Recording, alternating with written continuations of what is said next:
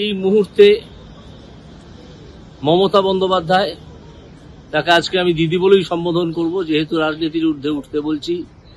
দিদি এই মুহূর্তে যেন একটি কমিটি গঠন করেন, এবং কেন করবেন এটা বলছি যে আমি মনে করি, আমি যতদূর জানি, আমি যতদূর বুঝেছি, এই যারা জালিয়াতি করে চাকরি পেয়েছে এবং যারা সত্যি সত্যি ভালোভাবে সৎভাবে পরীক্ষা দিয়ে চাকরি পেয়েছে, তাদেরকে আলাদা করা আজও সম্ভব।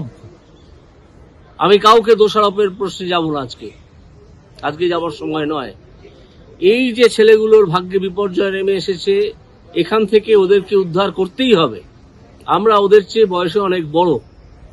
আমি বলবো একটা কমিটি গঠন করুন, যার মাথায় চেয়ারম্যান হিসেবে শিক্ষামন্ত্রী থাকতে পারেন, যেখানে অ্যাডভোকেট জেনারেল থাকতে পারেন, যেখানে বিকাশ রঞ্জন ভট্টাচার্য থাকতে পারেন, যেখানে আমি থাকতে পারি, এবং যেখানে যারা মূল মামলাগুলো করেছিলেন সেই সুদীপ্ত দাশগুপ্ত, বিক্রম ব্যানার্জি এবং ফিরদৌস শামীম এরা থাকতে পারেন, এবং স্কুল সার্ভিস কমিশনের চেয়ারম্যান এবং তাদের আইনজীবী থাকতে পারেন।